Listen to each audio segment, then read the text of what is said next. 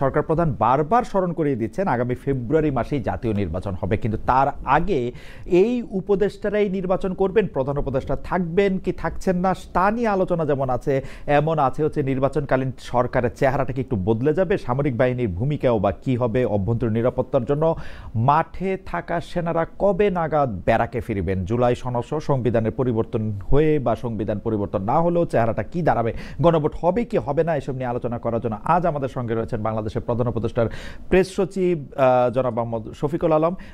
জনাব মোহাম্মদ শফিকুল আলম বাংলাদেশি সাংবাদিক হিসাবেও দেশ বিদেশে পরিচিত মুখ, অনেকদিন ধরে সাংবাদিকতা করছেন।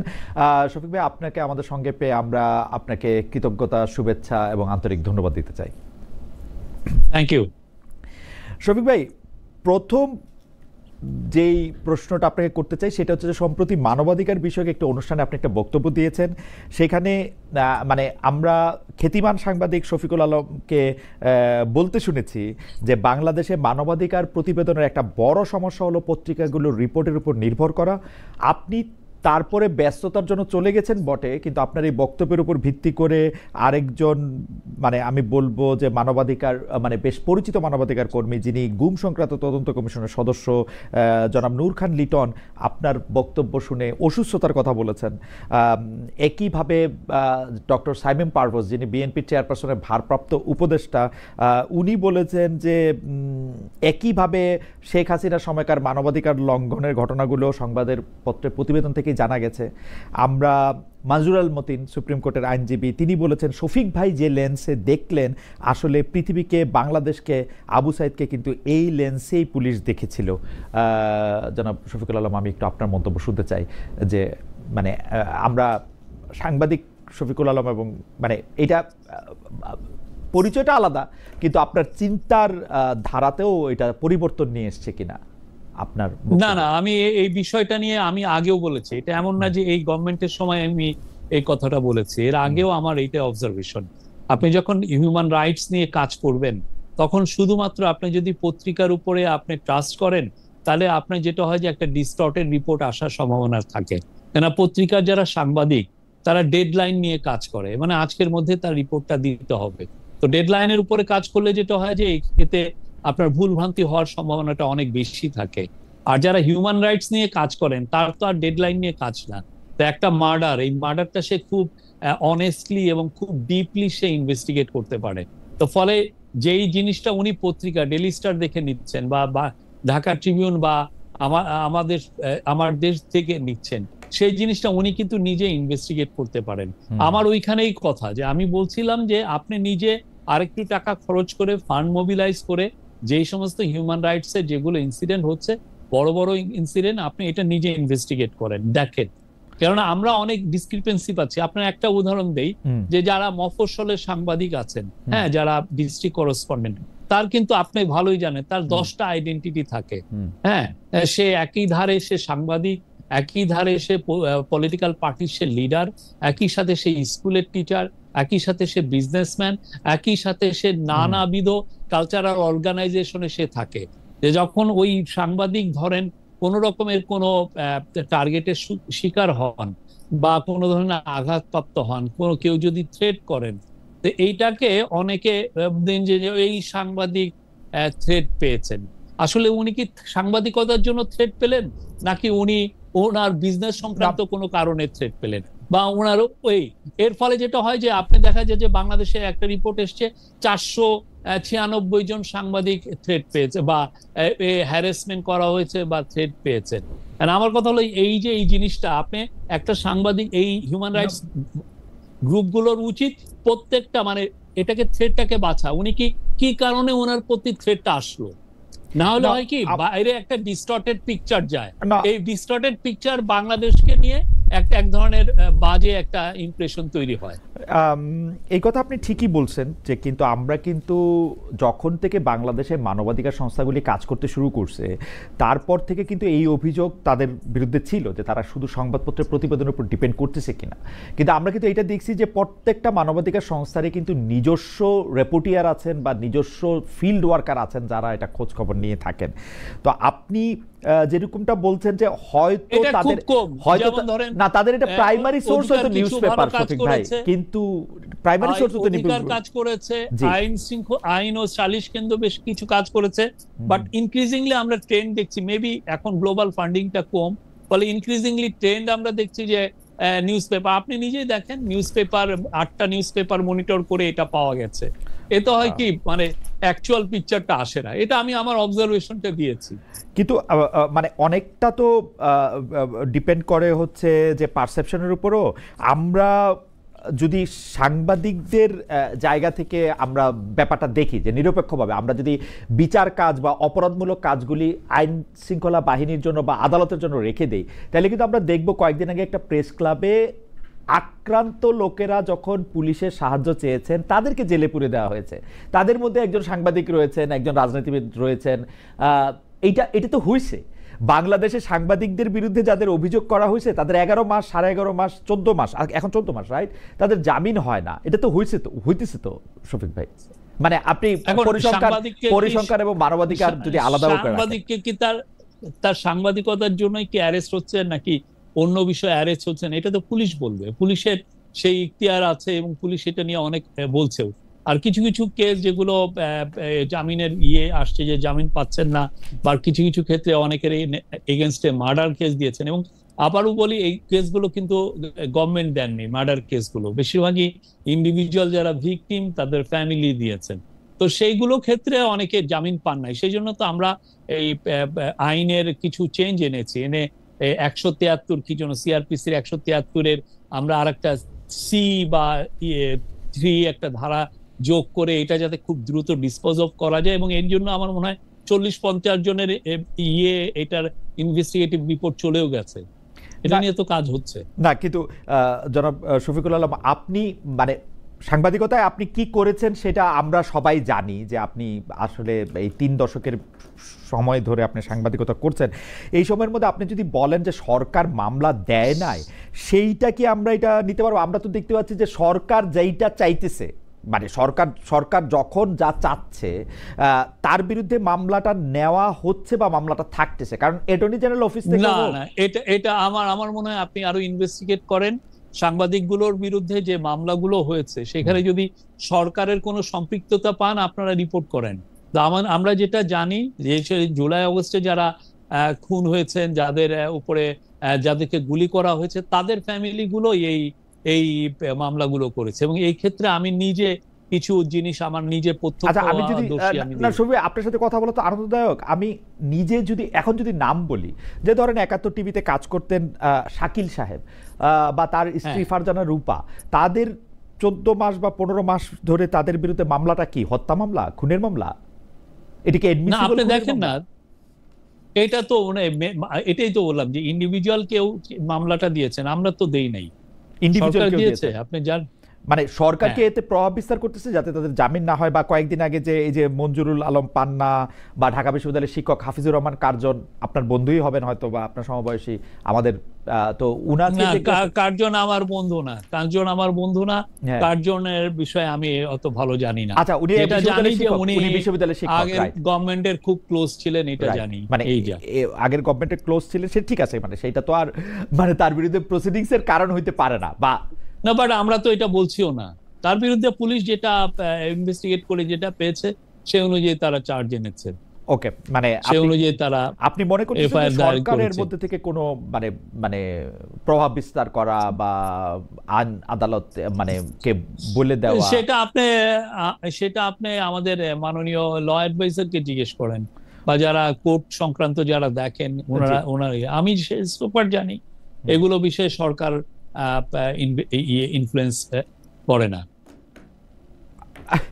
আচ্ছা, এগুলির ভিতরে সরকার ইনফ্লুয়েন্স করে না। তো আমরা তাহলে পরবর্তী প্রসঙ্গে যাওয়ার আগে আমি এই বিষয়ে একটু একটু বলতে চাই যে আপনি কি মনে করেন যে মানে আমরা যদি এটা এখন ইনভেস্টিগেট করে দেখতে চাই যে সরকার আসলে ইনফ্লুয়েন্স করতেছে বা করতেছে না, তো সেই ক্ষেত্রে আপনি একটা পরামর্শ দিলেন যে আমরা ল অ্যাডভাইজারকে জানতে চাইতে পারি।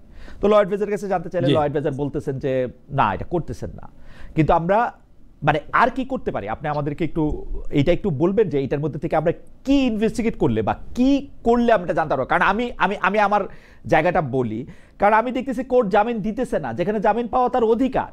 জামিন কেন দিতেছে না? কোর্ট বলে ভয় পাচ্ছে। এখন ভয়টা কাকে পাচ্ছে এটাও আমি বুঝি না, কিন্তু কারণ হচ্ছে তার বিরুদ্ধে মামলা চলুক। আমি এটা চিফ জাস্টিস সাবেক, তার ক্ষেত্রেও এটা দেখছি যে তারা আসলে মানে মামলাটা করতেছে হচ্ছে খুনের, কিন্তু তার বিরুদ্ধে অভিযোগটা হচ্ছে সংবিধানকে ডিস্টর্ট করার, সংবিধানের ওথকে এটা করার।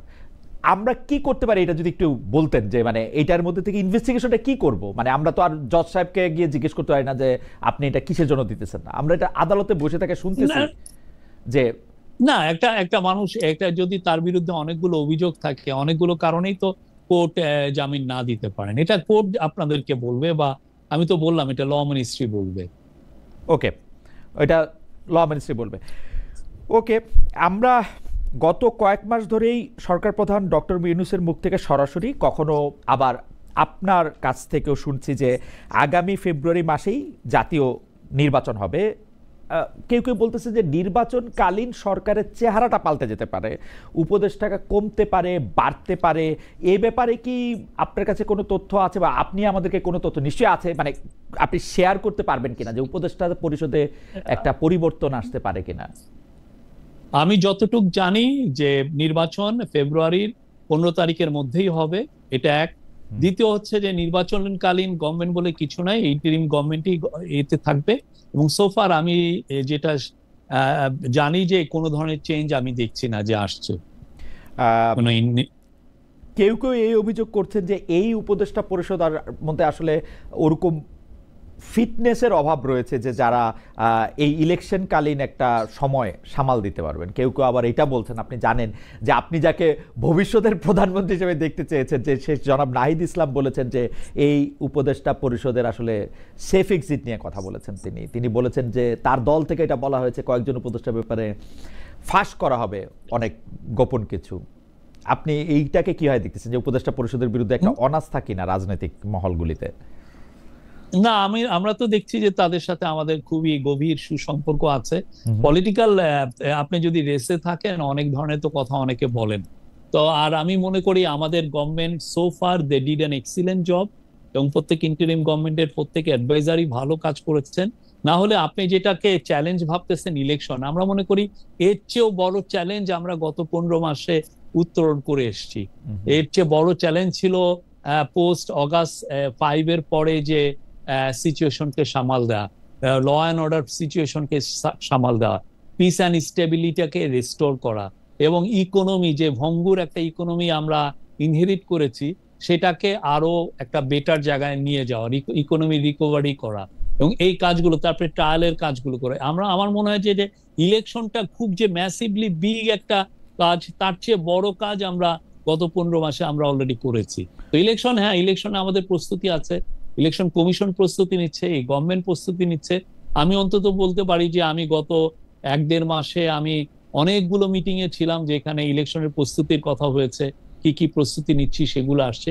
এবং আমরা দৃঢ় বিশ্বাস করি যে প্রত্যেকটা ইলেকশন, এই যে ফেব্রুয়ারি 15 তারিখের মধ্যে যে ইলেকশনটা হবে এটা খুবই সুশৃঙ্খল এবং ভালো ইলেকশন হবে, পৃথিবীর বাংলাদেশের ইতিহাসে one of the best election হবে, আমরা এটা মনে করি। আমরা মানে আপনি কিন্তু খুব জোর দিয়ে ইলেকশনের ব্যাপারে বলেছেন যে পৃথিবীর কোনো শক্তি নেই যে ইলেকশনটাকে এখন সত্য। এখন আপনি পৃথিবীর কোন শক্তিকে মাথায় রেখে এটা বলছেন, যে মানে আপনি তো নিশ্চয়ই, নাকি এটা আমরা দেখছি যে লোকাল এবং বিদেশি অনেক কনস্পিরেসি তো আছে এই এই এই আমাদের ইলেকশনকে বানচাল করার।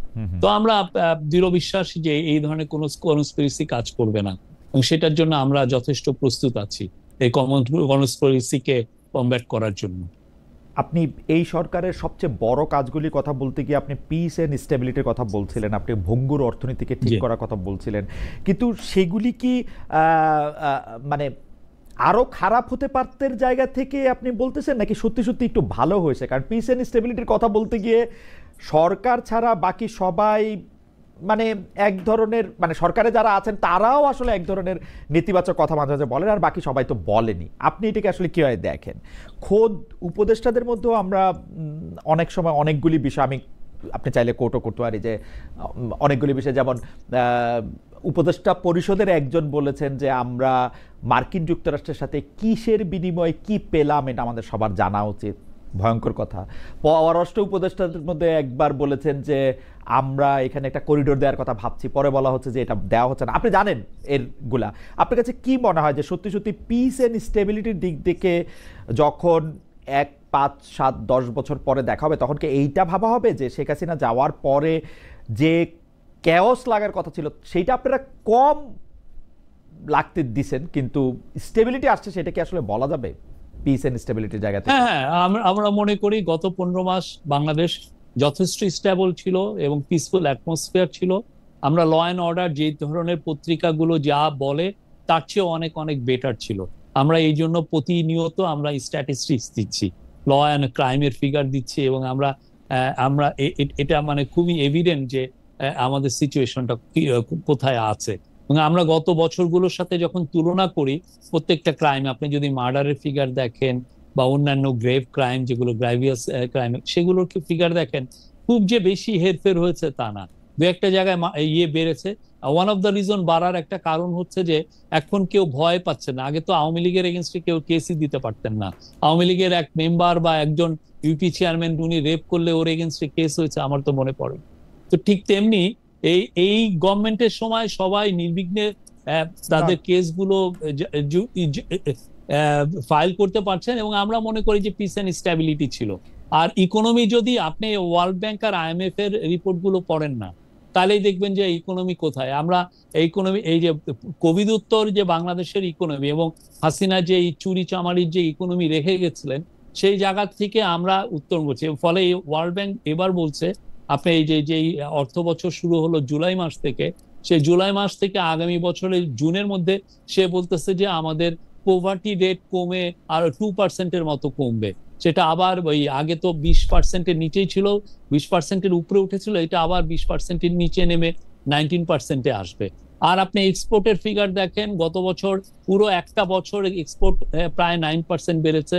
আপনি রিজার্ভের ফিগার দেখেন, রিজার্ভ ইজ মানে ওয়ার্ল্ড ব্যাংক, এই IMF যেটা বলছে সেটা রেটে 26-27 বিলিয়ন, মানে আমরা 5 মাসের আমার ইম্পোর্টের কস্ট আমার আছে। তারপরে অন্যান্য যেগুলো, আপনি সবচেয়ে যেটা ভয় হচ্ছিল, সবাই এই ভয়টা ছিল যে আমি যদি মার্কেট বেস ডলার আর টাকার এক্সচেঞ্জ রেট করি, টাকা না ক্র্যাশ করে। পাকিস্তানে এরকম হয়েছে, তাদের পাকিস্তান রুপি যেটা ছিল ধরেন 150-এর মতো, সেটা 250-300 চলে গিয়েছিল ডলারের এগেনস্টে। আমাদের এখানে আমরা টাকা ওকে মার্কেট বেস করেছি, এবং দেখেন আমাদের আরো টাকা শক্তিশালী হয়েছে, টাকা কমে নাই। তাহলে কি it's a sign, it's a reflection যে আমাদের ইকোনমি আরো বেটার এবং ঘুরে দাঁড়িয়েছে। এবং in the meantime Hasina যেগুলো টাকা যে সমস্ত ঋণ রেখে গিয়েছিল কাতার গ্যাসের কাছে বা শেভরনের কাছে বা মেট লাইফের কাছে, যাদেরকে অনেক কোম্পানিকে তাদের প্রফিট রিপ্যাট্রিয়েট করতে দিন, আপনি ইনভেস্টমেন্ট করলেন এখানে, অথচ আপনি প্রফিট আপনার হোম কান্ট্রিতে আপনি পাঠাতে পারছেন না। আমরা সবগুলোর ঋণ আমরা শোধ করেছি, মোর দেন $4 বিলিয়ন।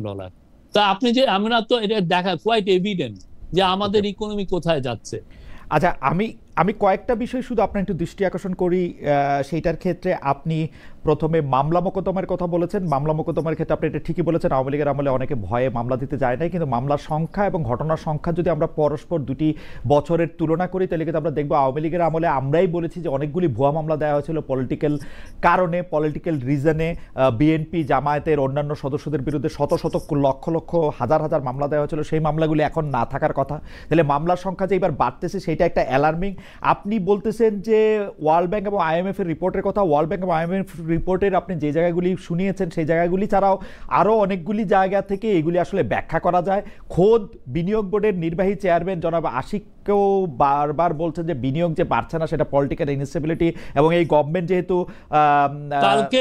কালকেই একটা স্ট্যাটিস্টিক্স দিয়েছেন যে এই বছর প্রথম 6 মাসে আপনার বিনিয়োগ বেড়েছে 61%। আপনি বিডার ইয়েতে যান, ওদের প্রথম 6 পেজে মাসে যান, আপনি দেখবেন। প্রথম 6 মাসের এই বিনিয়োগ বাড়াটা একটা স্ট্যাটিস্টিক্যাল জার্গন।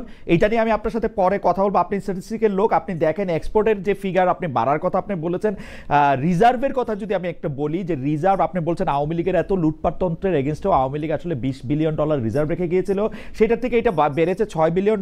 আপনি যদি পাশাপাশি দেখেন যে আপনি আসলে আপনার ঋণ কতটা বাড়ছে সেইটা আসলে প্র্যাকটিক্যাল কিনা। টাকার দামের ব্যাপারে আপনি বলছেন, টাকার দামের ব্যাপারেও আমি যেটা মার্কেট বেসড হওয়ার জন্য যেটা ক্রাশ করে নাই, তার জন্য পূর্ববর্তী সরকারগুলিরই আপনার কৃতিত্ব দিতে হবে, কারণ এই সরকার অনেক বেশি কিছু করছে কিনা আমি এটার আমার টাকা মার্কেট বেস এই গভর্নমেন্ট করেছে। আর আপনি আওয়ামী লীগের টাকা মার্কেট বেস করছে এই গভর্নমেন্ট, কিন্তু আমরা যেই কথাটা আওয়ামী লীগ সরকারকে একিউজ করতেছিলাম যে ওরা শত কোটি লক্ষ কোটি টাকা পাচার করতেছে, তো ওরা যখন পাচারটা করতেছে না, এই সরকার যখন আসে, তখন এটা অটোমেটিকলি একটা স্টেবল জায়গায় এটা দাঁড়ানোর কথা না। আপনার এটা শুধুমাত্র তো হয় না, এটার জন্য আপনার ব্যাংকিং সেক্টরে রিফর্ম আনতে হয়, আপনাকে ইনফ্লেশনটাকে আপনাকে চেক দিতে হয়, এবং এটা ম্যাক্রো ইকোনমিক স্ট্যাবিলিটি রাখতে হয়।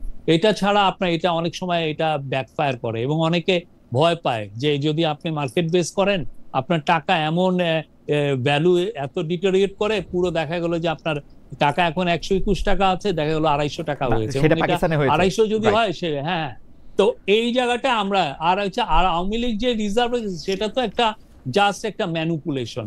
সে আপনার $4-5 বিলিয়ন সে কাউকে দিতেই দেয় নাই। বাংলাদেশে যারা বছর, আপনি মেট লাইফে জিজ্ঞেস করেন, যেটা আলিকো ছিল, তারা আপনার 4 বছর ধরে প্রফিটই রিপ্যাট্রিয়েট করতে পারে নাই। বাংলাদেশের কোন এয়ারলাইন্স তার প্রফিট রিপ্যাট্রিয়েট করতে পারে নাই। শেভরনের সে $250 মিলিয়ন সে প্রফিট রিপ্যাট্রিয়েট করতে দেয়নি। কাতার গ্যাসের সে টাকা দেয়নি 400 মিলিয়ন ডলারের মতো। তো এইগুলো তো আমাদেরকে পে করতে হয়েছে, ঠিক না? আমরা এগুলো পে করার পরে আমাদের, এবং আদানির $900 মিলিয়ন মতো রেখে গেছে। আমরা almost every Penney we have মানে পেইড। ঠিক আছে, আপনি একটু যদি আইসিটির মানে আইনাত কারণের জায়গা থেকে আমি একটু বলি, যে আপনি ইন্টারন্যাশনাল ক্রাইম ট্রাইব্যুনালের ওই জায়গা থেকে বা আইন শৃঙ্খলা রক্ষার জায়গা থেকে আপনি এটা একটা বলতেছিলেন যে যে আইসিটি থেকে আর কোনো ওয়ারেন্ট ইস্যু হবে কিনা সামরিক বাহিনীর সদস্যদের এগেনস্টে, সেটাতে আপনি এটা বলতেছিলেন যে আর হবে না। এখন আমাদের একজন সার্ভিং বিচারক উনি আমাকে এখন মেসেজ পাঠাচ্ছেন যে এইটা বলার এখতিয়ার সরকারের আছে কিনা বা আপনার আছে কিনা। 2, উনি বলতেছেন জামিন দিলে বিচারকদের বিরুদ্ধে শাস্তিমূলক ব্যবস্থা নেওয়া হচ্ছে, যেটা অবশ্য আপনি আগে বলেছেন যেটা আইন মন্ত্রণালয়কে এটা বলা, এটা সরকার করতে পারে কিনা। 3, আরেকজন দর্শক আমাদেরকে এইটা বলতে বলছেন, সবগুলো আপনাকে একসাথেই বলে দিই, যে ডক্টর মোহাম্মদ ইউনূস নিউ ইয়র্কে যে ইন্টারভিউ দিয়েছিলেন, সেখানে সাংবাদিক মেহেদী হাসানের বক্তব্য সংশোধন করে উনি বলেছিলেন যে ফেব্রুয়ারিতে না, পরবর্তী সরকার না আসা পর্যন্ত তিনি ক্ষমতায় আছেন। কেউ কেউ মনে করছে যে এইটা কোনো কিছুর একটা ব্যাখ্যা কিনা, আপনি কি একটু বলবেন কিনা? প্রথমে আইসিটি আপনি আমার স্টেটমেন্টটা যদি পড়ে দেখেন, আমি যেটা মানে যেহেতু ওই সময় খুব রিউমার আর স্পেকুলেশন হচ্ছিল, আমি কিন্তু ওদের বরাত দিয়ে বলেছি, আমি নিজে বলি নাই। আপনি পুরো স্টেটমেন্টটা পড়েন। এই স্টেটমেন্টে আমি আইসিটি যে অফিস, চিফ প্রসিকিউটর অফিসের সাথে কথা বলে ওদের বরাত দিয়ে কথা বলছি, আমার কথা না, এটা ওদের বরাতের কথা। আপনি আবার একটু দেখেন আমার স্টেটমেন্ট। জি, আপনি বলতেছেন, আপনাকে যেটা উদ্ধৃত করা হয়েছে সেটা অনেকটা এরকম: এই মুহূর্তে সশস্ত্র বাহিনীর আর কোনো কর্মকর্তার বিরুদ্ধে গ্রেপ্তারি পরোয়ানা জারির কোনো পরিকল্পনা নেই। তার মানে হচ্ছে যে এটাই তো আপনার বক্তব্য না? এটার পরের সেন্টেন্সেই দেখেন যে আমি ওই যে কোট আনকোটটা দেখেন, আমি ওদের বরাত দিয়ে, আমরা আইসিটির প্রধান প্রসিকিউটরের দপ্তর থেকে জানতে পেরেছি যে এই মুহূর্তে সশস্ত্র বাহিনী আর কোনো কর্মকর্তার বিরুদ্ধে না। ঠিক আছে, আপনি বলেন তাহলে আমি আমার প্রশ্নটা একটু করব, যে হ্যাঁ আপনি তাদেরকে কোট করতেছেন সশস্ত্র বাহিনীর কর্মকর্তাদের বিরুদ্ধে। আমার প্রশ্ন যে এইটা কিন্তু বাংলাদেশ আইন কানুন থাকলে কিন্তু এটা আইসিটির প্রসিকিউটরের দপ্তর এটা বলতে পারে না আসলে। এখন আইসিটির প্রধান প্রসিকিউটর জিজ্ঞেস করে সে অস্বীকার করবে। Trust you me. আমি তাজুল ইসলাম সাহেবকে যদি জানতে চাই, তাজুল ইসলাম সাহেব তো জানে না এরপরে আর কোনজন এটার মধ্যে আসবে। এটা তো একটা অনগোয়িং প্রসেস, এটা আগামী 50 বছর ধরে থাকবে এই প্রসেস। উনি কেমনে বলবে? এটা মূলত বলা হচ্ছে আপাতত, ঠিক আছে? যে এটা ওই দিন যে স্পেকুলেশন হচ্ছিল, যেই আপনি যদি পুরো ফেসবুক গুলো দেখেন বা আপনি দেখেন, ওইটার জন্য আমরা জানাচ্ছি, ওই দিনের জন্য এটা আমরা ওই দিনের জন্য, রাইট? মানে এই মুহূর্তে মানে আপনি এই মুহূর্তে আমরা জানাচ্ছি। হ্যাঁ, আপাতত তারা এতজনকে দিয়েছেন, এখন ওরা ভাবছেন যে আগামীকাল আবার হবে বা অনেক ধরনের স্পেকুলেশন। আর আপনি জানেন তো ফেসবুকে কি ভয়ানক রকমের মানে বট বাহিনী আছে এইগুলোকে নিয়ে স্পেকুলেট করে। তো সেই জন্য আমরা ওই অফিসের সাথে কথা বলেছি, বলার পরে সেই স্টেটমেন্টটা দেওয়া, এমন কিছু না। আর আপনি যেটা চিফ অ্যাডভাইজারের বিষয়ে যেটা বললেন, উনি বলেছেন যে এই ফেব্রুয়ারির কথা উনি বলেছেন যে ফেব্রুয়ারিতে যে ইলেকশনটা হবে, হওয়ার পরে যে গভর্নমেন্টটা আসবে তার কাছে ক্ষমতা হস্তান্তর করার সাথে সাথে আমরা আর নাই। এটা এমন না যে আবার পরবর্তীতে কোনো এগুলো না, জাস্ট এটা ফেব্রুয়ারি জেনারেল ইলেকশনের সাথে সাথে যে গভর্নমেন্ট টেক ওভার করবে তার কাছেই তো আমরা আমাদের ক্ষমতা, এই ইন্টারিম গভর্নমেন্ট তার ক্ষমতা হস্তান্তর করবে, করে দেয়ার নো মোর। ওকে, আপনি বট বাহিনী এবং ফেসবুক সহ অন্যান্য সোশ্যাল মিডিয়াতে যা চলছিল বিশেষ করে গত 2-3 দিন, বা আমরা আগেও দেখেছি যে এরকম গুজবের বন্যায় ভেসে যাচ্ছে সামাজিক মাধ্যমগুলো, আপনারা কি মানে আপনি কি ওই বিষয়টাকে আমলে নিয়ে ট্রাবল শুটিং করার জন্য ওই দিন এটা আপনি বললেন? কারণ আমি আপনার এই বক্তব্য যখন পড়তেছিলাম, শুনতে তো পারি নাই, যখন পড়তেছিলাম তখন মনে হয়েছে যে আপনি কোনো একটা ক্রাইসিস সামাল দেওয়ার চেষ্টা করতেছেন। Was there any crisis on that point of time? না, একটা জিনিস তো বাংলাদেশে এগুলো হলে যেটা হয় যে প্রচুর ধরনের অপতথ্য ইয়েতে আসে, অনলাইনে আসে। তো সেটা অপতথ্যকে আমাদেরকে কমব্যাট করা, তো এটা আমাদের একটা রোল, সে কাজটাই আমরা করেছি। যে অপতথ্য ছিল ফেসবুকে সেটাকেই আমরা কমব্যাট করেছি। মানে মোটামুটি ভাবে অপতথ্যটার এগেনস্টে যাতে সরকারের অবস্থানটা সামনে আসে বা সত্য অবস্থানটা সামনে আসে, সেই জন্য আপনি এটা বলছেন। আচ্ছা, সত্যি সত্যি কি সরকার প্রধান এবং সেনা প্রধানের মধ্যে একটা টেনশন আছে? মানে কেউ কেউ এটা দেখতেছেন যে আমি আমি আমি যদি খুব স্পেসিফিকলি বলি যে 30 জন সামরিক কর্মকর্তার বিরুদ্ধে আইসিটির যে অভিযোগটা 1 বছর পরে যেটা আসলো, সেইটা আসলে সরকার এবং সেনার বাহিনীর মধ্যে ডক্টর ইউনূস এবং জেনারেল ওয়াকারের মধ্যে একটা টানাপোড়েনের ইঙ্গিত দেয়। বিষয়টা কি আসলে সেরকম কিছু? আপনি কি ওদের প্রেস কনফারেন্সটা শুনেন নাই? সেই প্রেস কনফারেন্সে কি এমন কোনো হিন্টস আপনি পেয়েছেন? কথা যেটা হয়েছে সেটা হচ্ছে যে আমরা যেটা প্র্যাকটিক্যাল লাইফে যেটা দেখছি ডে টু ডে, আমরা এই ধরনের কোনো মানে টানাপোড়েন আমি অন্তত দেখি নাই। যেটা আমরা দেখছি সেটা হচ্ছে যে এই যে এই টানাপোড়েনের এই গল্পগুলো বলে অনেকে অনলাইনে কিছু ভিউ জোগাড় করেন। আপনি যদি কিছু অনলাইনে দেখবেন যে প্রো আওয়ামী লীগ যারা বলবো যে তথাকথিত সিনিয়র সাংবাদিক বা আর কিছু কিছু আছেন যারা প্রতিদিনই পারলে কু করান, প্রতিদিনই পারলে তারা আর্মির মধ্যে টেনশন আনেন। এগুলো তো আসলে খুবই, এবং এটা ওরা যেটা হচ্ছে যে বাংলাদেশে যে এখন ফ্রিডম অফ স্পিচ এবং ফ্রিডম অফ প্রেসটা আছে সেটাকে ওনারা যথেচ্ছা ব্যবহার করছেন, অ্যাবিউজ করছেন। এটা কোনো দেশ এটা অ্যালাউ করে না। না, মনে করেন যারা প্রতিদিন কু করতে চাচ্ছেন বা প্রতিদিন কু করাচ্ছেন, বা মানে তারা তো সবাই আসলে এন্টি আওয়ামী লীগের না, বরং বড় একটা অংশ, সরি প্রো আওয়ামী লীগের না, তারা বড় একটা অংশই এন্টি আওয়ামী লীগের। তারা এই সরকারকে ওন করেন, তারা এই সরকারকে মানে আওয়ামী লীগের বিরুদ্ধে বিপ্লবে বিশাল ভূমিকা রেখেছেন। তো তাদের ইয়েটাকে তো যারা ভোক্তা আছেন, দর্শক আছেন, তারা খুব উড়িয়েও দিতে পারেন না। মানে কিছু কি ঘটতেছে? আমি বলছি মোস্ট অফ দেম, আমি বলেছি মোস্ট অফ দেম আর এই আওয়ামী বট বাহিনীর মেম্বার অনেকে প্রচুর। আমরা তো এদের, আপনি যদি আছে সিরিয়াসলি যদি আপনি ইউটিউব সার্চ দেন দেখবেন এক একজনের এই সংক্রান্ত বোধহয় 10-15টা ভিডিও আপনি পাবেন এক একজনের। আনফরচুনেট, মানে এটা মানে কু হচ্ছে এই সবচেয়ে কু হচ্ছে বা সামরিক বাহিনীর মধ্যে একটা বড় গন্ডগোল হচ্ছে, সেইটা কিন্তু যারা আওয়ামী লীগের বিরোধী বড় ইনফ্লুয়েন্সাররা আছেন তারাই করতেছেন শফিক ভাই। আপনি আমার মনে হয় শুধুমাত্র 1-2 জনের কথা বলছেন, কিন্তু তারা তো বড় ইনফ্লুয়েন্সার। ছোট ছোট মানে যারা করতেছে তাদের কথা আমি হয়তো আমি মোস্ট অফ দেম আমি ওইটা বলেছি, আপনি দেখেন। আচ্ছা, মোস্ট অফ দেম, আচ্ছা আপনি তাদের সংখ্যার মধ্যে আপনি বলতেছেন।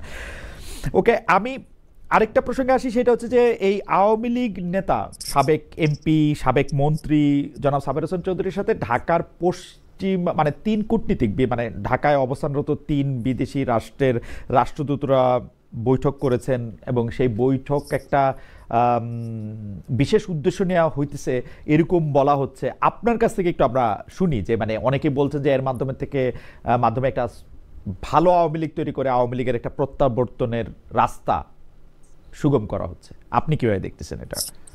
না, আমার এই বিষয়ে জানা নাই। ওনারা যেটা আমাদের ফরেন অ্যাডভাইজার বলেছেন, আমি সেখানেই আছি যে ওনারা ওনাদের মতো তার সাথে দেখা করেছেন। এই একটা প্রাইভেট সিটিজেন, তার সাথে তারা দেখা করতেই পারেন।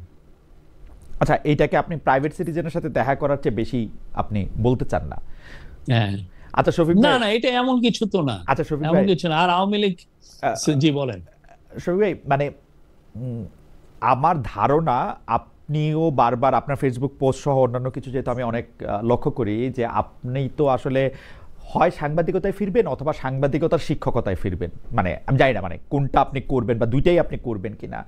সেইখানে যদি আপনাকে ক্লাসরুমে এই প্রশ্ন করা হয়, আমি আপনাকে ক্লাসরুমের প্রশ্ন করি যে কেন সাবের হোসেন চৌধুরীর বিরুদ্ধে মামলাটার জামিন খুব দ্রুত হয়েছে, কেন অন্য মন্ত্রীদের বিরুদ্ধে হয় নাই, কেন একজন ব্যবসায়ী নেতাকে এখন জেলে থাকতে হচ্ছে, আরেকজন ব্যবসায়ী নেতা বাইরে থাকছেন, মানে এই ব্যাপারগুলো আসলে কিভাবে ঠিক করা হয়েছে বা এটা কারা ঠিক করছে আসলে? এটা তো কোর্ট বলবে, এটা আমি কেমনে বলবো? এটা কোর্টের ইখতিয়ার, কোর্ট বলবে এটা।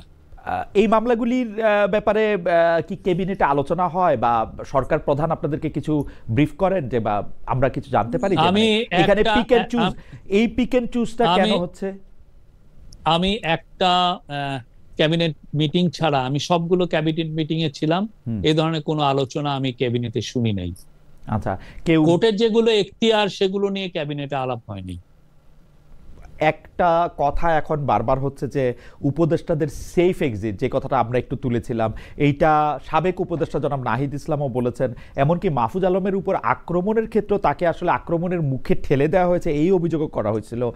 আপনি আপনার ফেসবুক পোস্টে বলছিলেন যে কারা যেন আপনাকে গণসূত্র বলতেছে এবং আপনার প্রায়, আমি যদ্দূর বুঝি যদ্দূর চিনি, আপনাকে প্রায় আপনার অনিচ্ছা সত্ত্বে আপনার নিজের বাসা ছেড়ে একটা সরকারি বাসায় যেতে হয়েছে। তো এইটাকে আপনি আসলে কিভাবে দেখেন? মানে মানে এই যে সেফ এক্সিট বা এইটার কথা হচ্ছে, এটাকে আপনি আসলে কিভাবে ডিল করবেন বাকিটা সময় বা এটা এখানে এই যে আমি মনে করি এটা ফ্রিডম অফ প্রেসের একটা অ্যাবিউজ। মানে যেগুলো আপনি যদি ধরেন যে আমাদের কোন অ্যাডভাইজারের এগেইনস্টে যদি আপনার কোনো অভিযোগ না, এটা তো প্রেস করতেছে না শফিক ভাই, এটা তো প্রেস করতেছে না, এটা তো জনাব নাহিদ ইসলামকে উদ্ধৃত করতেছে প্রেস, এটা তো সার্জিস আলমকে উদ্ধৃত করতেছে প্রেস। আমি জানি না নাহিদ ইসলাম কি পরিপ্রেক্ষিতে এটা বলেছেন, বাট আমি যেটা জানি যে আমাদের যারা অ্যাডভাইজার আছেন তারা খুব বাংলাদেশে প্রাউড বাংলাদেশী, তারা বাংলাদেশে থাকবেন এবং বাংলাদেশে তারা বাংলাদেশকে যাতে একটা বাংলাদেশ যাতে ওয়ার্ল্ডের জাতিপুঞ্জের মধ্যে একটা সম্মানজনক জায়গায় পৌঁছান, সেই জন্য তারা তাদের সারা জীবনটাই সেই জন্য কাজ করবেন। তারা খুব প্যাট্রিয়টিক পিপল এবং তারা খুব তাদের আমি বলবো যে তারা গত 15 মাসে মানে যথেষ্ট চেষ্টা করছেন দেশটাকে একটা রাইট কোর্সে আনার জন্য। They are good people, no doubt about it. এই যে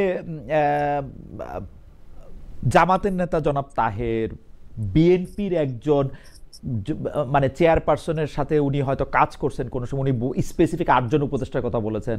জামায়াতের নেতা বলে জনাব তাহের বলেছেন তাদের কাছে কণ্ঠস্বর রেকর্ড করা আছে। এনসিপি নেতারা বলছেন যে ফাঁস করে দেওয়া হবে, কোন কোন উপদেষ্টা কিভাবে কিভাবে কি করে সেটা দেখে দেওয়া হবে। মানে এত মানে এখন করছেন না কেন? তারা কালকেই করুন, আজকেই করেন না কেন? আজকেই করুন, আমরা শুনি কি বললেন। আমি তো মনে করি আমাদের যারা অ্যাডভাইজার আছেন তারা দে ডিড এক্সাম্পলারি জব, এটা আপনাদের মানতেই হবে। গিভেন দা মানে আমরা যে একটা ভঙ্গুর ব্যবস্থা পেয়েছি, একটা ভয়ানক একটা অবস্থায় এই গভর্নমেন্ট টেক ওভার করেছে, সেই জায়গায় they did a fantastic job.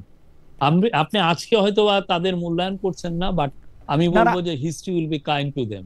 না, আমার কাছে মনে হয় যে আমরা অবশ্যই তাদেরকে, কিন্তু উপদেষ্টা পরিষদ ক্ষমতা আসার পরে এইটা একদম বলা হয়েছিল যে সকল উপদেষ্টা তার সম্পদের হিসাব দিবেন। আমরা বিভিন্ন উপদেষ্টাদের কাছে জানতে চেয়েছি, তারা বলেছেন তাদের কেউ কেউ এটা দিয়েছেন, এটা মন্ত্রী পরিষদে আটকে আছে। আপনি এই সম্পর্কে কিছু জানেন যে উপদেষ্টারা তাদের সম্পদের হিসাবটা আসলে দিবেন কিনা, দিয়েছেন কিনা, দিতে চান কিনা, নাকি এটা? আমার মনে হয় দিয়েছেন, আমার এটা দেখতে হবে, বাট আমার মনে হয় ওনারা দিয়েছেন। এটা কি প্রকাশ করা হবে প্রধান উপদেষ্টার কাছে দিয়েছেন সবাই? মানে বলা হয়েছিল যে প্রধান উপদেষ্টা এটা প্রকাশ করবে। আমার মনে হয় আমি এটা দেখবো, আমি এটা জেনে আপনাকে বলতে পারবো। আচ্ছা, নেক্সট টাইম যদি খুব দ্রুত আপনি আমাকে আবার ডাকেন। না নিশ্চয়ই আপনার সঙ্গে আমার নানা কারণে আবার দেখা হতো। তাহলে আপনি বলতেছেন যে উপদেষ্টা পরিষদে যারা কাজ করতেছেন উপদেষ্টাদের মধ্যে কারো বিরুদ্ধে ওই রকম কোনো অভিযোগ যদি থাকে তাহলে এটা এখনই সামনে আনা উচিত, এই 8 জন 3 জন কণ্ঠস্বরে সেগুলি না বলাই ভালো। না, এটা অনেকে এগুলো বলে একটু মার্কেট পেতে চান আর কি। আমরা তো মনে করি দে আর ডুইং ফ্যান্টাস্টিক জব। বাংলাদেশের উপদেষ্টা, আমাদের উপদেষ্টারা।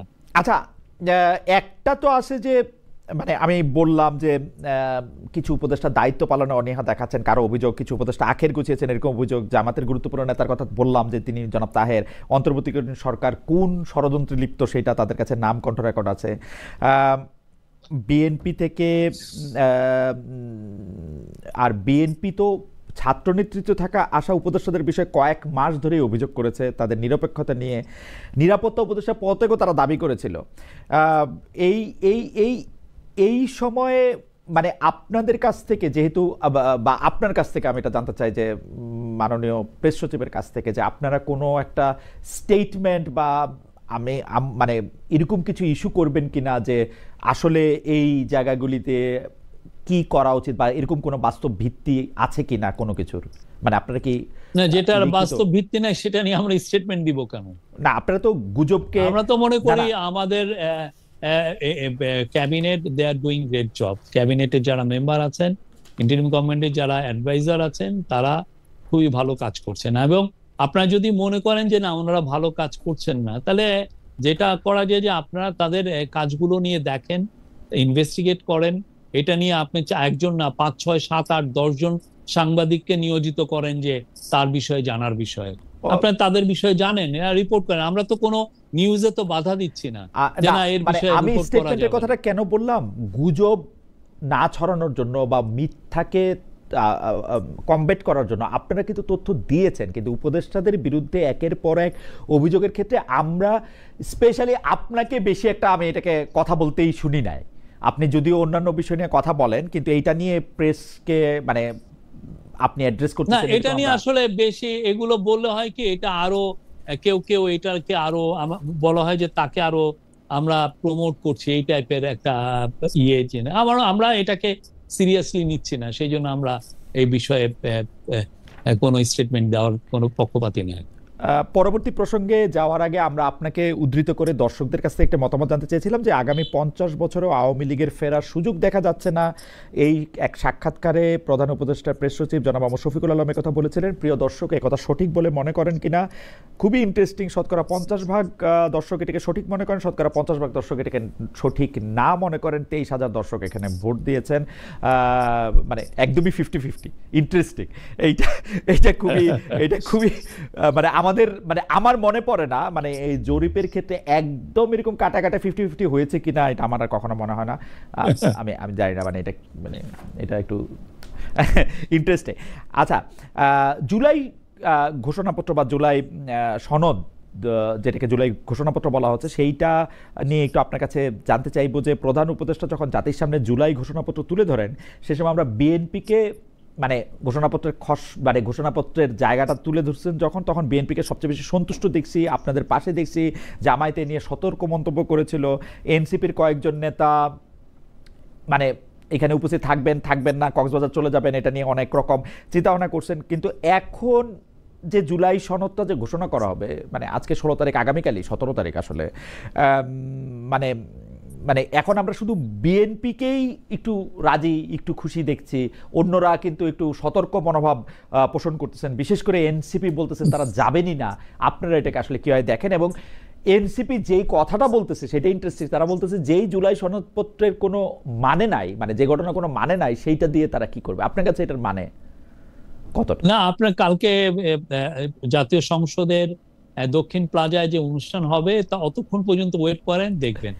আমরা মনে করি সবাই থাকবেন। আপনাকে খুবই কনফিডেন্ট মনে হচ্ছে যে আপনি মনে করেন সবাই থাকবে এবং সবাই স্বাক্ষরও করবে, এরকম আপনি মনে করছেন?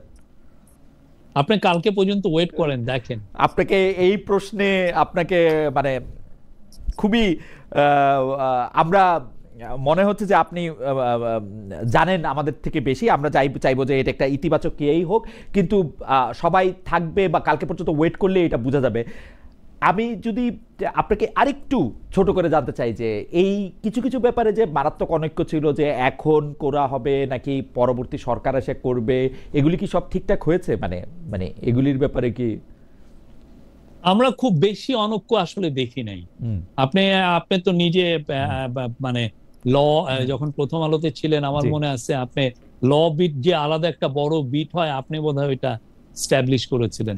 তো আমরা দেখেছি যে এই প্রথম থেকেই আমাদের যারা পলিটিক্যাল পার্টির যারা লিডার, তারা যথেষ্ট সৌহার্দ্যপূর্ণ পরিবেশে ওভার দ্য লাস্ট 1 ইয়ার তারা এই কাজগুলো করেছেন। তারা ডিবেট করেছেন, তারা ডায়ালগে ছিলেন কনসেনসাস কমিশনের সাথে। ফলে একটা পর্যায়ে এসে দেখেন কেউ কোনো বয়কট করেন নাই, কেউ বলেন না আমি তোমার সাথে কথা বলবো না। আগে যেটা আমরা দেখতাম যে সংসদ অচল হয়ে থাকতো, এ আসতেন না ও থাকতেন, এক ধরনের এইরকম কিছু না, সবাই মিলে একটা কালেকটিভ এফার্ট ছিল যে এই প্রসেসটাকে সাকসেসফুল করার। এবং সেটা আমরা গতকাল পর্যন্ত দেখেছি, আজকেও আমরা এই বিষয়ে কনফিডেন্ট, এবং কালকে আপনারা দেখবেন যে এটা আরো দৃশ্যমান হবে। এই অনৈক্য, এটা দেখেন পলিটিক্যাল পার্টি থাকলে কিছু কিছু বিষয় অনৈক্য আসবে, এটাই স্বাভাবিক, এটাই ডেমোক্রেসির বিউটি। আপনি যেটাকে যেভাবে ইন্টারপ্রেট করছেন আরেকটা পার্টি সেভাবে ইন্টারপ্রেট করছে না, তো ফলে অনৈক্যটা যখন আসাটা খুব যে অমূলক এমন কিছু না, কিন্তু দেখতে হবে যে আপনি কতটা সৌহার্দ্যপূর্ণ পরিবেশে এই ডিবেটটা হচ্ছে। আমরা মনে করি যে ডিবেটটা হয়েছে, এটা এক্সাম্পলারি ছিল, এবং এটা বাংলাদেশের নেক্সট জেনারেশন, বাংলাদেশের যারা পলিটিক্সে আসবেন তাদেরকে যুগ যুগ ধরে এটা ইন্সপায়ার করবে। আপনি এই যে জুলাই ঘোষণাপত্র বা যে যে বিষয়গুলিতে রাজনৈতিক ঐক্যমত্য কমিশন যে যে বিষয়গুলি নিয়ে কথা বলেছেন বা যে বিষয়গুলি তুলেছেন এবং যে আলোচনাগুলি করেছেন, সেই আলোচনাগুলিকে ভবিষ্যতের রাজনীতিতে আপনি দেখতে পাচ্ছেন যে এটা একটা বড় ভূমিকা রাখবে? মানে এটা একটা খুবই কোয়ালিটেটিভ চেঞ্জ, এটা খুবই খাওয়া দাওয়া ওরকম কিছু না, এটা খুবই কোয়ালিটেটিভ। আমি তো মনে করি এটার উপরে মিনিমাম আপনি 10, 15, 20টা বই পাবেন, সবাই যে যার পার্সপেক্টিভে যারা ডিবেট করেছেন সেগুলো। আর আমরা তো পুরো, অনেকের কাছে পুরো ভিডিওগুলোই আছে, আমরা প্রত্যেকটা সেশন আমরা লাইভ ব্রডকাস্ট করেছি। আর আপনি যদি কিছু না হয়, আপনি দেখেন আমরা 54 বছর ধরে আর্টিকেল 70 নিয়েই আমরা কোনো ঐক্যমতে আসতে পারি নাই। আছে না, আর্টিকেল 70-র কারণে আমাদের সংসদ কোনোদিন আসলে এফেক্টিভ কোনো সংসদ হয়নি, যেটা হয়েছে সবাই জি হুজুরের সংসদ হয়ে গিয়েছিল। সেই জায়গায় দেখেন কি ব্রিলিয়ান্ট একটা ডিসকাশন হয়েছে এবং একটা সবাই একটা ঐক্যমতে এসেছেন আর্টিকেল 70 এবং আমিও সেই আলোচনা শুনতেছিলাম, এবং আলোচনা শুনে অর্থবিল কাকে বলে সেইটা আবার বেশ কিছু লোক বুঝতে পারছে বলে এটা আমার ভালো লাগছে। কারণ রাজনীতিবিদরা প্রথম তর্ক শুরু করছিলেন অর্থবিলদের, মানে অর্থবিল ছাড়া বাকি সব বিলই আলোচনা করা যাবে। এখন অর্থবিল যে সব বিলই যে অর্থবিল, হাওয়েভার আমি একটু সেই আলোচনাগুলি শুনেছি, সেই আলোচনাগুলি আসলেই বাংলাদেশের রাজনীতিতে বা রাজনৈতিক ইতিহাস পর্যালোচনা একটা বড় ভূমিকা রাখবে। কিন্তু বাংলাদেশের রাজনৈতিক ইতিহাস পর্যালোচনায় যারা আরেকটা বড় ভূমিকা রাখে তাদের মানে অংশগ্রহণে একটা বড় কথা আমরা ধারাবাহিকভাবে শুনতেই পাই, সেটা হচ্ছে ডিজিএফআই। এখন হিস্ট্রিকভাবে ডিজিএফআইটা থাকার কথা হচ্ছে সরকার প্রধানের, মানে সরকার প্রধানকে ডিজিএফআই রিপোর্ট করার কথা। কারণ ডিজিএফআই যেহেতু সেনাপ্রধানকেও আসলে নজরে রাখেন, উনি তো সেনাপ্রধানের আন্ডারে থাকার কথা না, কিন্তু ডিজিএফআইয়ের সকল কাজের দায় বর্তাচ্ছে হচ্ছে সেনাবাহিনীর উপর, বা কল্পিত কাজের দায়ও অনেক সময়। এটা কিরকম? এমনকি আমি উপদেষ্টাদের কাছেও জানতে চেয়েছিলাম যে আপনারা যে এই কাজটি সরকারের ভিতরে সরকারের কথা বলছেন, ক্ষমতার কেন্দ্র বলছেন, সেটি কেন? যারা আসিফ মোহাম্মদ সজীব ভুঁইয়া কিন্তু আমাদেরকে স্পষ্ট বলেছেন, আমার যদ্দূর মনে পড়ে আরও একজন উপদেষ্টা, এই মুহূর্তে নাম মনে পড়ছে না, তিনি বলছেন যে আসলে কাগজে কলমে যা আছে ব্যাপারটা তা সবসময় নাও হতে পারে। আপনার কাছে কি মনে হয়, ডিজিএফআই কি ডক্টর মোহাম্মদ ইউনূসের কথা শুনছেন, মানে উনার অধীনে বা উনার কর্তৃত্বে আছেন নাকি? আমি তো মনে করি এটা সম্পূর্ণ ওনার অধীনে আছেন। আমি তো এর ব্যর্থ হয়েছে আমি এরকম তো দেখি নাই। না, কথাগুলি খুবই আমাদের ইম্পর্টেন্ট একটা ইন্টেলিজেন্স এজেন্সি, এবং তারা তাদের যেটা কাজ সেই কাজগুলো খুব সিনসিয়ারলি করছেন। কথাগুলি কোত্থেকে আসে? কথাগুলি আসে হচ্ছে যে আয়না ঘরে ডক্টর মোহাম্মদ ইউনূসকে যাওয়ার আগে সেটা ডিজিএফআই কর্তৃক আসলে সেটাকে ঝাড়মুছ বা অন্য পরিবর্তন করা হয়েছে। কথাগুলি আসে হচ্ছে যে উপদেষ্টাদেরকেও আসলে এক ধরনের চাপে রাখা হয়েছে, প্রধান উপদেষ্টাকে চাপে রাখা হয়েছে সেনাপ্রধান কর্তৃক, যাতে তারা বেশি না করতে পারে। এই ব্যাপারগুলি মানে বারবারই না, এটা আসলে এই যেটা হয় কি, ডিজিএফআই নিয়ে আমাদের দেশে খুব মুখরোচক গল্প চলে। হ্যাঁ, এই জানেন ডিজিএফআই এটা করেছে, ওইটা করেছে। আমি আমার সময় দেখেছি অনেক সাংবাদিক মানে ডিজিএফআই তাকে ডাক দিয়েছে সেটা নিয়ে খুব বলতেন, এবং একটা ভয়ের একটা ইয়ে। অবশ্যই ডিজিএফআই এর আগের যে কাজগুলো ছিল সেগুলো তো অনেকগুলো স্ক্রুটিনাইজ মানে হচ্ছে, বাট আমরা আমাদের পুরো সময়টুকু আমরা বলতে পারবো যে ডিজিএফআই খুবই এই গভর্নমেন্টের মানে খুবই একটা ইম্পর্টেন্ট একটা ইন্টেলিজেন্স এজেন্সি হিসেবে কাজ করেছে। শফিক ভাই, ডিজিএফআই এর যে বাজেট, যেটা আমরা আসলে সেইভাবে কখনো জানতে পারি না, আমরা দেখেছি যে শেখ হাসিনা সরকারের সময় ডিজিএফআই একটা খুবই মানে বিশাল বাজেটে কাজ করছে, মিডিয়াকে হয় নিয়ন্ত্রণ করার জন্য অথবা মানে কখনো ক্যারট মানে কখনো পুরস্কার কখনো শাস্তি দেওয়ার ক্ষেত্রে তারা বাজেট অনেক বেশি পেয়েছে। এই একই বাজেট কি আছে নাকি বাজেটে পরিবর্তন হয়েছে? একই কার্যপরিধি কি আছে না কার্যপরিধির পরিবর্তন হয়েছে?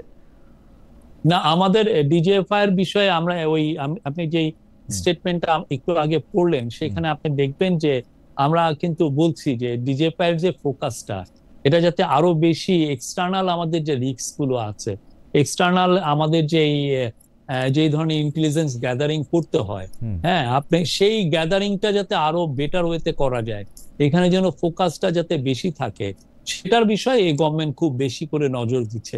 আপনি দেখেন 2017 সালে এই 7.5 লক্ষ রোহিঙ্গাকে আপনি দেখেন জেনোসাইডের শিকার করে তাদেরকে মায়ানমার মিলিটারি বাংলাদেশে পাঠিয়ে দিয়েছে, যে একদম ইয়ে করে। এইটার কোনো ইন্টেলিজেন্স সেরকম ভাবে ছিল না আমাদের। এটা তো একটা ম্যাসিভ ইন্টেলিজেন্স ফেলিউর। যে ইন্টেলিজেন্স আমার প্রথম ডে ওরা যখন এই কাজটা তো ওরা একদিনে করে নাই, ওরা দিনের পর দিন এটা করছে। ওরা ফেসবুকে রোহিঙ্গাদের এগেনস্টে একের পর এক ফেক নিউজ চালিয়েছে, আমাদের ভয়ানক রকমের তারা একটা পরিবেশ তৈরি করেছে। সেটা তো আমাদের জানা উচিত ছিল যে ওইখানে এই কাজটা হচ্ছে, এবং এই কাজটার অবশেষে দায়টা এসে আমাদের, দায়টা তো না, এটার যে বার্ডেনটা এসে আমাদের উপরে পড়বে। বার্ডেনটা কি? এখন দেখেন আমার 13 লক্ষ রোহিঙ্গাকে আমাদেরকে দেখভাল করতে হচ্ছে, তাদের খাদ্য পাবে কিনা, তাদের হেলথ কেয়ার পাবে কিনা, কারণ আমাদের হিউম্যানিটেরিয়ান নিডটাকে আমাদেরকে অবশ্যই এটা লুক আফটার করতে হবে, সেই কাজটা করতে হচ্ছে। কিন্তু ওইটা তো প্রথমেই যখন 2017 সালের আপনার 25শে অগাস্ট যে কাজটা হলো, যে ওরা আসা শুরু করলো, তার আগেই তো আমাদের এই জিনিসটা জানা উচিত ছিল। এবং আমি তো মনে করি সত্যিকার অর্থে আমাদের যে ডিজিএফআই, এটাকে আরো শক্তিশালী করে আমাদের যেটা এক্সটার্নাল রিস্ক, সেগুলোকে আমরা যাতে খুব সবসময় যাতে আমরা বেস্ট কোয়ালিটির ইন্টেলিজেন্স পাই, সেটার জন্য আমাদের প্রিপেয়ার করতে হবে। আমার প্রশ্নটা ছিল যে গত 15 বছর, আপনি 2017 সালে কথা বললেন, গত 15 বছরে আমরা কিন্তু ডিজিএফআই কে এই বাংলাদেশকে বহিঃশত্রুর হাত থেকে রক্ষা করার থেকেও মানে অভ্যন্তরে যেসব শত্রু বা কল্পিত শত্রু আছে, প্রতিপক্ষ আছে, তাদের বিরুদ্ধে ব্যবহৃত হইতে দেখছি। এইটা এখন পরিবর্তন হয়েছে কিনা? মানে ডক্টর মোহাম্মদ ইউনূসের ডিজিএফআই মানে প্রকৃতিগতভাবে শেখ হাসিনার ডিজিএফআই থেকে আলাদা কিনা? না, ডিজিএফআই কে এগেইনস্টে আপনি গত 15 মাসে শুনেছেন যে ওরা কাউকে গুম করেছে, কোন সাংবাদিককে এনে হ্যারেস করেছে, কোন সাংবাদিককে ফোন দিয়ে বলেছে এই রিপোর্টটা নামাও? এই ধরনের কোন ঘটনা ঘটেছে আপনি দেখেছেন? অর্থাৎ পরিবর্তন আমরা তো মনে করি অর্থাৎ পরিবর্তন অবশ্যই। আপনি কোন গুমের কথা শুনেছেন যে যেন একটা ফ্যামিলি এসে বলছে যে আমার ভাইকে ডিজিএফআই লোকরা তুলে নিয়ে গেছে, বা একটা সাংবাদিক এসে বলছে যে আমি এই রিপোর্টটা করেছিলাম, ডিজিএফআই আমাকে থ্রেট করেছে? এটা এই ধরনের আপনি গুমটা শুনতেছি না, কিন্তু ডাইনে বামে অনেক রকম মামলার কথা শুনতেছি। এবং সংবাদপত্রকে শফিক ভাই আপনি দেখেন, আজকে এই সংবাদপত্র জনকণ্ঠ আছে ওই মালিকানায়, আগামীকাল মালিকানা চেঞ্জ হইতেছে, প্রত্যেকটা টেলিভিশনে মালিকানা বা যারা পরিচালনা সেটা চেঞ্জ হয়েছে। তো সেগুলি ক্ষেত্রে ডিজিএফআই বা এদের কোনো রোল নাই। রোল থাকলে আপনারা রিপোর্ট করেন, কোনো রোল নাই। আমরা এই বিষয়ে চিফ অ্যাডভাইজারের অবস্থান পুরো ক্লিয়ার। ডিজিএফআই যেগুলো ম্যান্ডেটেড যে কাজ সে কাজ, এই কাজ তো ডিজিএফআই এর কাজ না, এটা ওরা করবে কেন?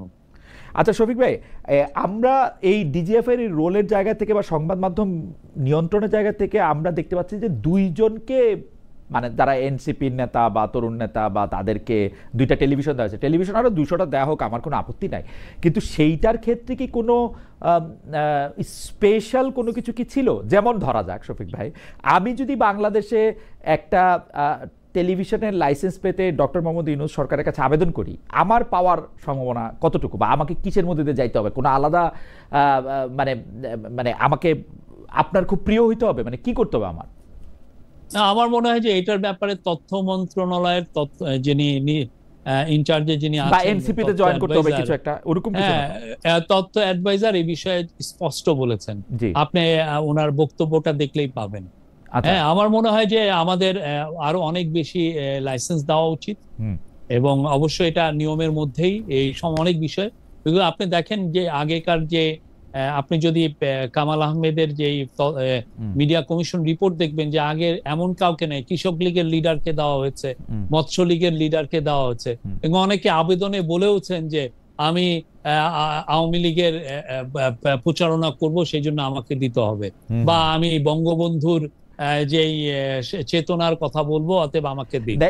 আমরা মনে করি এখনই ম্যাজিক ওয়ার্ডটা কি, মানে আমি এটা পরীক্ষা করার জন্য আমরা মনে করি যে বাংলাদেশের যে মিডিয়া যে এইখানে আরো সাম্যতা আনার জন্য আরো অনেক অনেক বেশি নতুন মিডিয়া দেওয়া উচিত, মানে সমতা আনার জন্য, অবশ্যই সমতা আনার জন্য, মানে আওয়ামী লীগ পণ্যটা দিছে, এন্টি আওয়ামী লীগ পণ্যটা, এটা একটা অবশ্যই গাইডলাইনের মাধ্যমে, অবশ্যই একটা গাইডলাইনের মাধ্যমে, নিয়মের ব্যত্যয় করে কোনো কিছু হওয়া উচিত না। আমি এইটা দেখার জন্য পরীক্ষামূলকভাবে আপনি অ্যাপ্লাই করেন, আমি একটা অ্যাপ্লিকেশন করতে চাই, এবং সেই অ্যাপ্লিকেশন করে দেখতে চাই যে আসলে ক্রাইটেরিয়াটা কিভাবে কাজ করে। Thank you.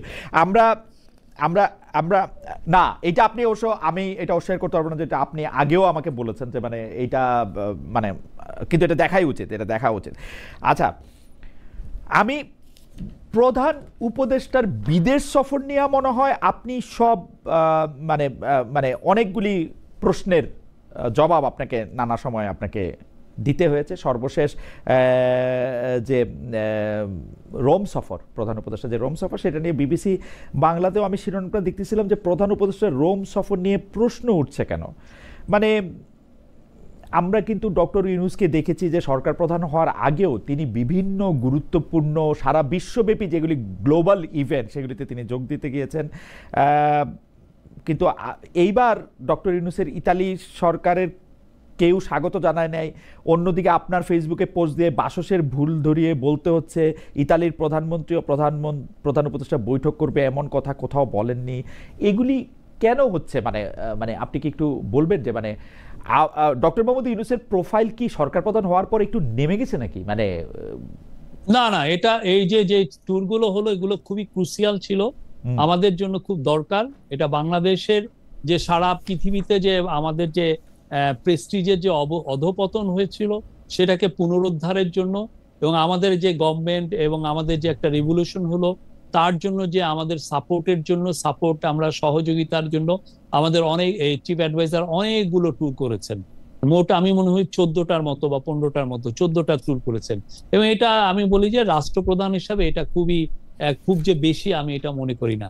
আপনি এই যে 15 মাসে আপনি নরেন্দ্র মোদী 29টা ট্যুর করেছেন, এই 15 মাসে বিবিসি তো বাংলা তো ব্রিটেনের বিবিসির যিনি যারা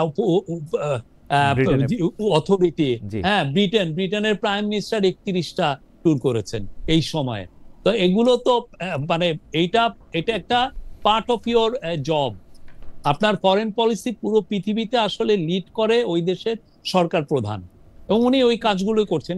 এই যে রোম সফরটা খুবই ক্রুশিয়াল ছিল, এবং প্রত্যেকটা সফরই ওনার যে আমি বলি যে খুবই ক্রুশিয়াল ছিল। মানে প্রথম কথা হচ্ছে যে এগুলির ফল নিয়ে প্রশ্ন উঠতেছে যে এগুলির ফলাফল আমরা আসলে কি পাইলাম। দ্বিতীয় কথা হচ্ছে প্রশ্ন উঠতেছে যে তিনি এইগুলি সফর করতেছেন, কিন্তু এগুলি সেই অর্থে খুব হাই প্রোফাইল সফর খুবই কার্যকর হইতেছে। আমি বলবো যে আমরা লন্ডনে গেলে লন্ডনের প্রধানমন্ত্রী দেখা পাই না, মানে না না, লন্ডনে যা কিং এর সাথে দেখা হয়েছে, 35 মিনিট কিং এর সাথে তার অডিয়েন্স ছিল। কি বলেন দেখা হয় না? আরো 40-50 জন রুমে থাকা সহ 35 জন? না না, এটা আলাদা। আপনি দয়া করে আপনি বাকিংহাম প্যালেসের সাথে যোগাযোগ করবেন যে ওই দিন উনি যে দেখা করেছেন উনি এটা কি কি ওয়ান এক্সক্লুসিভ টু কোন ওয়ান একটা সময় নাকি পেয়েছিলেন, ওয়ান অন ওয়ান কোন সময় এক্সক্লুসিভ পেয়েছিলেন? 35 মিনিট পেয়েছেন, এক্সক্লুসিভ 35 মিনিট পেয়েছেন, মানে কনস্টিটিউশনাল, এক্সক্লুসিভ। মানে কি বলে, মানে উনি তো আলংকারিক একজন, মানে না বাট আপনি আপনি আপনি ট্রাম্পে দেখেন না, ট্রাম্পও যে ওই ওনার সাথে দেখা করেছেন, রাইট। এটা কি ইয়ে নাকি? আপনি কিং এর একটা অডিয়েন্স পাওয়া খুবই কঠিন একটা বিষয়। ওকে, বাট মানে আপনি মনে করতেছেন যে এই সফরগুলি করা হয়েছে, সেই সফরগুলি খুবই কুশল ছিল বলে? প্রত্যেকটা ইম্পর্টেন্ট, প্রত্যেকটা সফর ইম্পর্টেন্ট ছিল। এবং এই গভর্নমেন্টের এবং এই যে পরিবর্তিত পরিস্থিতির জন্য যেখানে আমাদের দেশকে ইন্টারন্যাশনালি এক ধরনের একটা ক্যাম্পেইন চলছে, আওয়ামী লীগের লোকরা মিলিয়নস ডলার তারা ব্যয় করছে এই গভর্নমেন্টকে দেখাতে যে এটা একটা তালেবান গভর্নমেন্ট, এই প্রফেসর ইউনূস একটা চিফ তালেবান হয়ে গেছেন, আমরা সবাই তালেবান, এই ধরনের একটা যেখানে রিলেন্টলেস একটা মিস ইনফরমেশন ক্যাম্পেইন হচ্ছে, সেই জায়গায় আমাদের বারবার প্রতিটা বিশ্বের সমস্ত জায়গায় যেতে হচ্ছে, আমাদের বলতে হচ্ছে যে হোয়াট কাইন্ড অফ রেগুলেশন ইট ওয়াজ, এবং এই গভর্নমেন্ট কি কি কাজ করছে, আমরা ফরেন ইনভেস্টর আনতে চাচ্ছি, আমরা যেই সমস্ত জায়গায় চিফ অ্যাডভাইজারের ফোকাস দিচ্ছেন সেই বিষয়ে প্রত্যেকটা বিষয়ে আমরা চিফ অ্যাডভাইজার কথা বলছে। আপনারাও কি লবিস্ট নিয়োগ করেছেন বা করছেন? আপনাদের বক্তব্য কোথায় আপনি দেখেছেন লবি? না, আমি লবিস্ট কোথায় আপনি দেখেছেন? জানতে চাইছি। আপনি দেখেন, আপনি বলেন আমরা লবিস্ট নিয়োগ করেছি কিনা। আমি আপনার কাছে জানতে চাইছি, মানে সরল প্রশ্ন। না আপনি কারণ হচ্ছে কি, প্রশ্নটা কোথেকে আসছে আমি বলি। জামায়াতে ইসলামের একজন লন্ডনের নেতা জনাব আবু বকর, উনি বলেছেন যে শেখ হাসিনাকে ক্ষমতা থেকে উৎখাত করার জন্য ডক্টর মোহাম্মদ ইউনূস আগে থেকেই লবিস্ট নিয়োগ করেছিলেন এবং তার জন্য যে টাকা পয়সা ব্যয় করেছেন তারও একটা তিনি বর্ণনা দিয়েছিলেন। আমরা এটা নিয়ে তো সত্য মিথ্যা জানি না, প্রশ্ন করছি যে আমি ওনাকে ফোন দিয়েছিলাম, আমি বললাম যে আপনি যে এত বড় একটা ডাহা মিথ্যা কথা বললেন, এটার একটা আপনি দিবেন। উনি বললেন যে বাংলাদেশি পত্রিকা যারা এটা ছেপেছে প্রত্যেককে উনি রিজয়েন্ডার পাঠাবেন। মানে এটা একটা ডাহা মিথ্যা ছিল। উনি তো মুখে বলেছেন, মুখেই তিনি ডাহা মিথ্যা কথা বললেন। হ্যাঁ, উনি এটা ডাহা মিথ্যা কথা বলেছেন। ওকে, আর এই সরকার এখন পর্যন্ত কোনো লবিস্ট নিয়োগ দেয় নাই সরকারের কথা বলার জন্য? না, কিন্তু এইটা আমার শেষের আগের প্রসঙ্গ, সেটা হচ্ছে যে সরকারের জনপ্রিয়তা নিয়ে যেসব জরিপ হচ্ছে, এমন কোনো আয়োজনে আপনাকেও দেখা যাচ্ছে, আপনি কথা বলছেন। আমরা জানতে চাই এই সরকার কতটা জনপ্রিয়, এই সরকার কতটা জনবান্ধব, সে প্রচার প্রচারণা কতটা জরুরি। মানে একটা দল নিরপেক্ষ সরকারকে কি আমরা একটু পপুলিস্ট দেখতে পাচ্ছি? মানে দল নিরপেক্ষ সরকারকে পপুলিস্ট থাকতে হবে কেন, দেখতে হবে কেন? মানে জরিপ দিয়ে সে যে খুব জনপ্রিয় সেটা কেন বুঝাইতে হবে? মানে আপনার ইয়াটা কি, থিম বা এটা বাইরে কিন্তু যারা আপনি ইউগভ আপনি দেখেছেন, ইউএসএ প্রতি মাসে ওরা করে, অন্যান্য প্রত্যেকটা দেশেই জরিপটা নেয়। জরিপটা নেওয়ার একটা কারণ হচ্ছে যে আমি যে কাজগুলো করছি, মানে এই গভর্নমেন্ট যে কাজগুলো করছে সেটা কি রাইট অন ট্র্যাক আছে কিনা, জনগণ কি ভাবছে সেটা তো জানার বিষয়টা খুবই ইম্পর্টেন্ট, এবং সেই ভাবনাটাই জরিপে অনেক সময় রিফ্লেক্টেড হয়। সেজন্য যে কোনো দেশেরই, সেটা ইন্টারিম গভর্নমেন্ট হোক আর এটা পলিটিক্যাল গভর্নমেন্টই হোক, এটার প্রতি মাসেই দেখবেন যে এক ধরনের জরিপ নেওয়া হয় যে তারা কি, এটা আপনি দেখবেন যে কিয়ার স্টারমারের জরিপ নিয়ে প্রচুর কথা হচ্ছে যে উনের যেই ফলাফল আসছে, বা ট্রাম্পের অ্যাপ্রুভাল রেটিং, এটা একটা ইস্টাবলিশ একটা নর্ম। আমরা ইন্টারিম গভর্নমেন্ট তো অনেকগুলো কাজ করছে, ওরা ট্রায়ালের কাজ করছে, রিফর্মের কাজ করছে, ইলেকশনের ব্যাপারে প্রিপারেশন নিচ্ছে, অন্যান্য ইকোনমিক রিকভারির বিষয়ে যেগুলো কাজ সেগুলো করছে। তো এই কাজগুলো কতটা জনবান্ধব এবং এই কাজগুলো অ্যাপ্রুভালটা রেটিংটা কত, সেটা জানা তো অন্যায় কিছু না। এটা খুবই ভেরি মাচ দরকার। আপনি কেমন মনে করতেছেন যে ইন্টারিম গভর্নমেন্টের অ্যাপ্রুভাল রেটিং এর কার্ভ কি ঊর্ধ্বমুখী অথবা সমান আছে? আমি মনে করি এটা আমাদেরকে যা আমরা পাচ্ছি যে it is very good, it's around 80%, sometimes more than that, maybe sometimes less than that. কেউ কি আপনাদেরকে আরো বেশি সময় থাকতে বলতেছেন, 5-2 বছর বা 5 বছর? না, এই গভর্নমেন্টের কখনোই 5 বছর। এখন ওনাকে যদি কেউ এসে বলেন বা আপনাকে যদি বলেন যে খালেদ মহিউদ্দিন ভাই আপনি 10 বছর এই ঠিকানার এই প্রোগ্রামটা চালান, আপনি তো আপনার অনুযায়ী চলবেন। আর এই গভর্নমেন্ট প্রথম থেকে ক্লিয়ার ছিল তার ম্যান্ডেটটা কি। তার ম্যান্ডেট ছিল রিফর্ম এর কাজগুলো করা, ইকোনমিক রিকভারি করানো, তার কাজ ছিল ট্রায়াল গুলো করা, যে জুলাই আগস্ট বা তার পূর্ববর্তী যে ভয়ানক রকমের খুন খারাপি হয়েছে, সেগুলোর হিউম্যান রাইটস অ্যাবিউজ হচ্ছে, সেগুলোকে বিচার করা এবং একটা ভালো ইলেকশন দেওয়া। আমরা মনে করছি যে এই কাজগুলো যথেষ্ট প্রোগ্রেস হয়েছে। এখন ইলেকশনের সময় এবং ইলেকশনের টাইমটা উনি ঘোষণা করছেন এবং তারপরে এটা ছেড়ে দিবেন। এখন আপনি 10 বছর চান আর 50 বছর চান, প্রফেসর ইউনূস উনি একটা লাইন টেনে দিয়েছেন যে না, ফেব্রুয়ারি প্রথমার্ধে ইলেকশন হবে এবং এরপরে উনি তার যে পুরনো যে কাজগুলো উনি করতেন এবং খুব আনন্দের সাথে করতেন, সেই কাজে ফিরে যাবেন।